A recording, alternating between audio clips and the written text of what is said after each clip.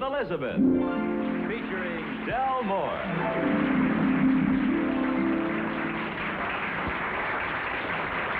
Number 1, The Life of Elizabeth, occurred the time she called Alvin down. I say she called him down because that's where he was, down at the office. If we hurry, we can catch Elizabeth before all the mix-up starts.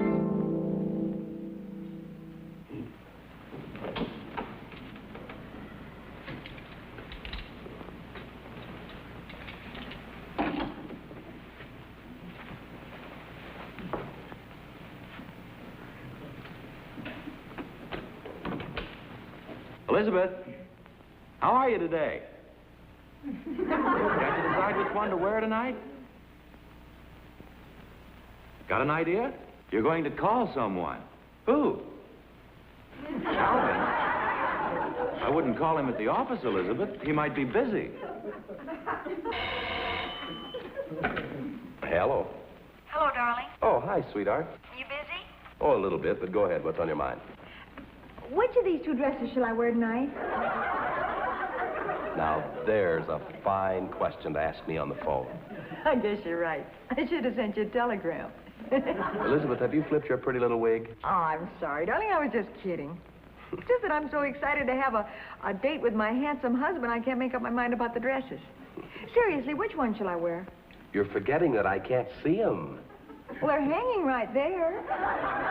Bye. No, really, the yellow or the blue? The yellow. Okay, thanks. Bye. Bye. Bye. What a gal.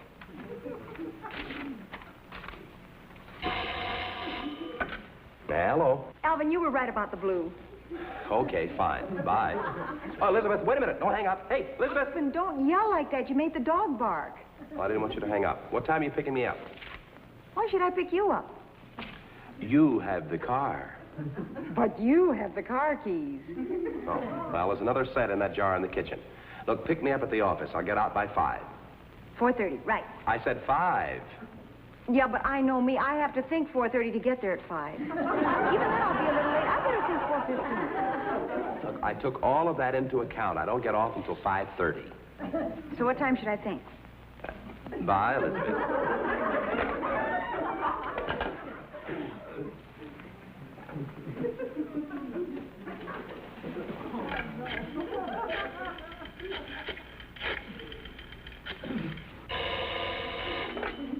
Hello. Honey, you were right about the yellow. Elizabeth, is that why you called me up? No, not really. I got to thinking, if you wouldn't mind walking a couple of extra blocks, I could meet you at the corner of 7th and Maple. Oh, you mean because of the traffic? Mm-hmm. Would you mind very much? Oh, of course not. 7th and Maple it is. Bye. Keys in the jar, 7th and Maple. Hello? Elizabeth, those two streets don't cross. Two streets. 7th and Maple, they parallel each other. They run the same way. Oh, what's the matter with me? Isn't that silly? Sure is. Let's make it 8th and Maple. Elizabeth, doesn't it naturally follow that if 7th and Maple run the same way, then 8th and Maple would run the same way? Not necessarily. If Mr. Smith is knock-kneed and Mr. Jones is bow-legged, they wouldn't run the same way. Where are we meeting, Elizabeth? Oh, I'm sorry. Let's see. I know. You know where Wilshire Boulevard and 7th Street kind of do this? I can't see what you're doing, Elizabeth. Oh, where they cross? Yeah? And then the street kind of swoops around this way? Elizabeth, I'll meet you at the station. Goodbye. Gladys, would you remind me that I'm meeting my wife at 5:30 at the station? Hello. Railroad, radio, gas, or police? What are you talking about? Well, I'm meeting you at the station. I'm supposed to, which one? All of them. Just keep going from one to the other until I catch up to you. Alvin, you don't have to be sarcastic. I won't call you again. I'm sorry, honey. Look, I'll meet you in front of the information booth at the railroad station. There's a parking lot there, and there's no traffic. Now, which dress are you going to wear so we can get that straight? I'll wear the yellow under the blue. All right, that's good. Now, you won't call me again, will you? No. Bye. Bye, darling.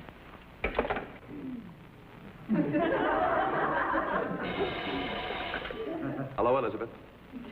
You promise you won't get mad at me? All right. I wouldn't have called you except it's important. All right, all right. You promise you won't get mad. All right, all right, all right. Alvin, your all rights are edgy. If there's one thing I can't stand, it's a man with edgy all rights. Never mind that. What's so important? What time did we say? 4:30. You said that you were going to think 4:15. I think I'll think 4:30. Elizabeth, I shall hang up on you at this point. Why? I'm coming home. We'll leave the house together. All right. Oh, and by the way, in spite of all this, I love you very much. Me too. Bye. Bye. Elizabeth, now wasn't that nice?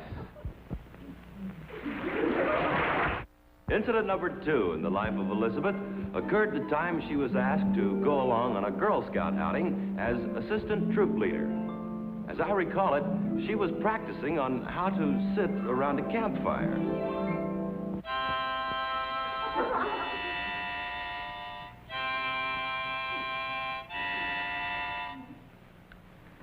Very pretty, dear. You're improving. You think so? I thought I was just getting used to it. I know what's wrong. Oh, really? I haven't been doing this. Oh. Wait till you see how much better this sounds. Honey, I don't want the neighbors to think I'm beating my wife. Alvin isn't beating me. But don't you think you ought to be studying up a little on first aid and stuff instead of doing that? After all, an assistant troop leader should know something besides 2 miserable notes on a harmonica. I'll ignore the nasty way you phrased that statement, Alvin. Here, What's this? Girl Scout handbook. Ask me any question in that book. Okay, we'll see how smart you are.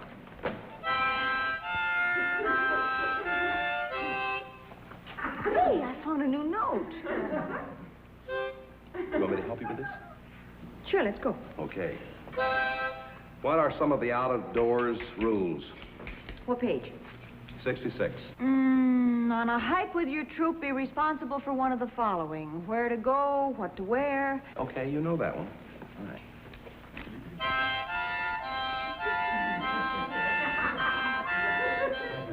I have another question for you as soon as you're through howling at the moon. Not howling at the moon, honey. That was Oh, Susanna. How do you tell directions by the stars? The page 264. Yes? At night, north of the equator, there is one constant compass point, the North Star or Polar Star. See page 256. It is... Hey, wait a minute. You memorized this. I memorized the whole book. Oh, let's try some questions without it. Well, why? Everything I need to know is in that book.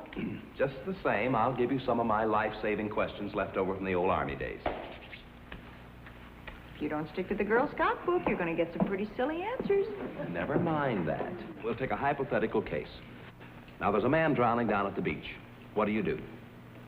Nothing. The man is yelling for help. He's drowning. I can't hear him. I'm home cooking dinner. Let's start over again. Look, you can hear the man drowning because you are down at the beach, too. You're even wearing a bathing suit. Now, what do you do? Nothing. Why not?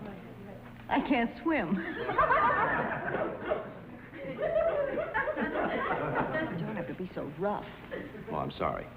All right, let's forget the man down at the beach. Now... Why? He's in trouble. Oh, but you don't know it because you're home cooking dinner. Well, I know about it. Now, Alvin, we better get down. For goodness sake. Well, all right, now here we are down at the beach. Now, what was your question? What do you do about the drowning man? Nothing. I got here too late. Alvin's beating me.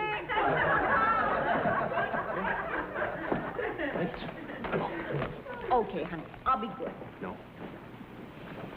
Now, ask me some more questions. No. Okay, I'll play one more chorus of Oh, Susanna. You win. But, honey, please, will you stop clowning around? Okay. All right. Now, let's say that I have a broken toe. What do you do about it? Put it in a splint. First sensible thing you've said all night. I'll go get my first aid kit. You put your foot up. This ought to be good. Here we go. Now, What are you doing? gotta find out how to open the first aid kit.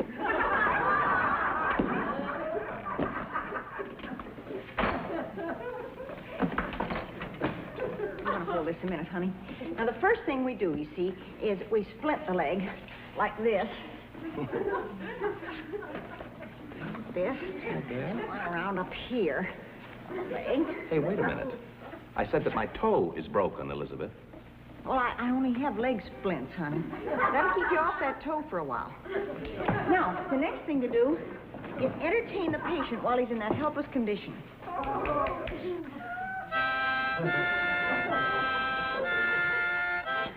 Have you ever thought of using that thing as an anesthetic? No, but I'll play you one chorus of Anna Sousa.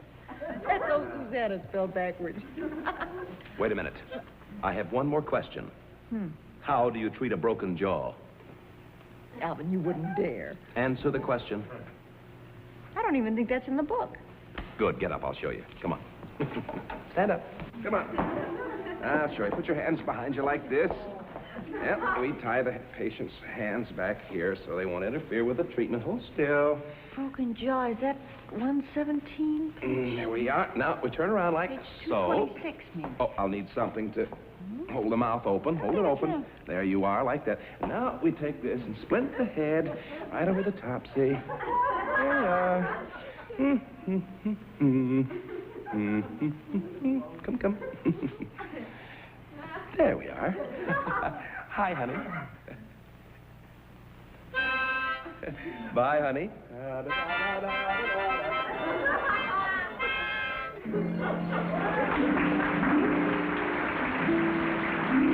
Incident number 3 in the life of Elizabeth occurred the night she almost cost the census taker his senses. Well, he wasn't a census taker exactly. He was taking a survey. No, I would make him a surveyor. Let's go back a year or two and see for ourselves. Don't be alarmed. Alvin's in the den and Elizabeth's out walking the dogs. Here she is now. The big fellow is Stormy. He lives here. The little guy is Bandy. He belongs to Mama. Elizabeth and Alvin are sort of dog sitting while Mama's down at the neighborhood show. Alvin! Oh, hi, honey. Here, let me take Stormy. Will you, honey, please? Yeah, hi, boy. Nice walk. Come on. Come on, Stormy. No, Come come on. here, Bandy. You get your feet up. No. That's a good boy. Oh, my goodness. There we go. Now, don't you let Stormy give you an inferiority complex. You can just give anything to have a little flat face like yours. You stay there and go to sleepity-doo till your mommy comes home, huh? You stay now. That's it, stay. Well, he's all set. When's your mother due back from the movie? I think she said another couple of hours, honey. Hey, doesn't it strike you as kind of odd that she'd come to visit us and spend the entire evening at a movie? This is the only place you can get good popcorn. Hey, if that's supposed to be a funny joke, I don't have time to laugh. I'm watching the Harry Ratbone show. Come on, honey. Be right there.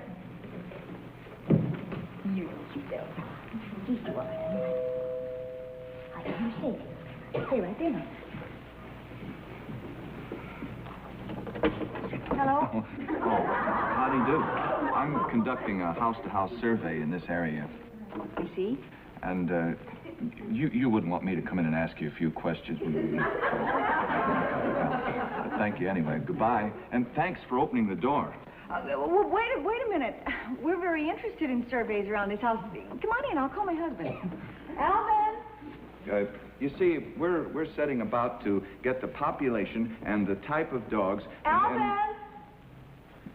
I'm sorry, you were saying... Well, I'm conducting this survey for my magazine to determine the canine population. Honey, we have company. Come on in and sit down. Thank you.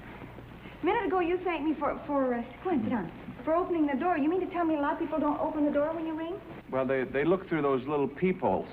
I usually carry on a conversation with an eyeball. Tell me more about the survey. Do you have a dog? Yes, but tell me more about the survey. Well, Mr. Sylvester's the editor of our magazine. Do you know him? He's in the other room watching the Harry Ratbone show. He is? Oh, good. I'll get him. Hey, I thought you were gonna... Who killed him? Honey, he's making some kind of a survey. I'm not sure. I think it's psychological. Oh. Well, Mr. Sylvester, this is a pleasant surprise. I've worked for you, but I've never had the pleasure of making your acquaintance, your sanctum sanctorum being what it is. My what? Don't worry about it, honey. It hardly shows. I'm the one that wrote your slogan for the magazine. What slogan? Let's all dog it together? Well, I'm afraid there's been a slight case of mistaken identity here. Sure has.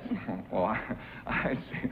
Well, that's pretty stupid of me. I'm sorry. This is my husband, Alvin. This isn't your boss. Well, how do you do? Hi. How about a raise? No, you don't understand. This isn't your Mr. Sylvester. Oh, well, I know, but if he'll give me a raise, I'll quit Mr. Sylvester. Get the net, get the net. Alvin, let's get back to the survey. Do you want to use the desk? Oh, very well. You don't leave me for this, honey. I have a cold. I'm gonna go in the other room for a while. Honey, you'll need us both to answer the questions. Go and get a chair. Now, these questions may sound a little unorthodox to you, but that's the whole point of this survey. You know, anybody can ask ordinary questions. I told you it was psychological, darling. My name is Fred. She was talking to me. She wouldn't call you darling after all. What do you want to know about us? Well, I don't want to know anything about you, but you have a third party staying here? Oh, Mama? She's only visiting us. Well, that doesn't make any difference. You see, we'll put her down anyway. Ma. Male or female? Get the net. He said they'd be unorthodox questions, sweetheart. My name is Fred. You won't need me to answer questions about Mama. I'll be in the other room, honey. Oh, don't forget about the raise. Nice fella. Yes, he is. Go on, this is fascinating. Well, now, what's her lineage? Well, Mama's Scotch, Irish, little German, maybe. Yeah. Scotch, Terrier, Irish, Setter, possible German Shepherd. Does she sit up? Oh, I see what you mean. Yeah, she sits up with Papa whenever he's sick. Yeah, I see. Does she bark at people? Only at Papa. Barks at Papa. Has she ever seen a vet? Yes, as a matter of fact, Papa's a vet himself. He was in World War I. These are very odd answers. You don't want to fool with the officials, you know. Odd questions, odd answers. Go on. What kind of dog food does she prefer? Mama doesn't eat dog food. Scraps from the table? Oh, Mama scraps from any place. Fighter. Now, what kind of coat does she have? Rabbit. Well, you mean it looks like rabbit fur? Yeah. Has silk lining and has the big pockets. What's the matter? Lady, we're not discussing a kangaroo. Sorry. I'm entitled to one wrong answer. Does she sleep in a doghouse or on the back porch? No answer. Does she howl at the moon? There seems to be something wrong here. Does she knock furniture over when she wags her tail? Alvin! Does she? Alvin! What's the matter?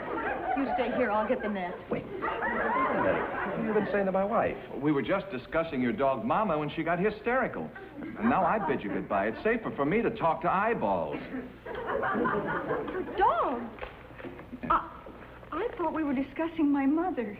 Your mother? Oh, no wonder I acted so silly.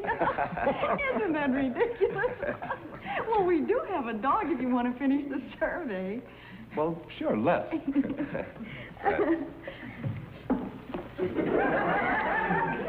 Now, is it thoroughly understood that we're talking about dogs? Of course. Why don't you go put on some coffee, darling? I'd love to, but I have to write out this survey. She was talking to me. I'll be right back. I'll go get Stormy's papers.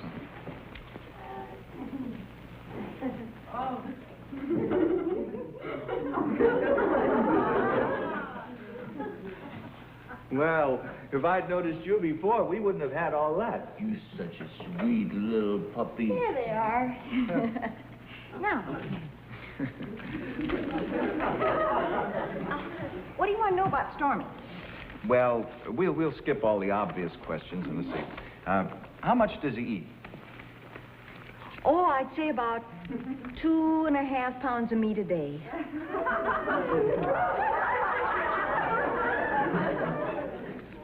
Glutton. Well, how we doing? Did you tell him how Stormy can sit up and roll over? And how he's always stealing food off of the top of the refrigerator? Not yet. Acrobat. What's his lineage? Well, it's all right here. His father was a champion St. Bernard. How do you account for his size? Well, you're the dog expert. You tell us. Well, his mother must have been a mouse. You're all right, Fred. How much does your dog weigh? Oh, I'd say about 165 pounds, wouldn't you, honey? Oh, honey, about 175. We're talking about Stormy, not Mama. I know that. Mama weighs 240.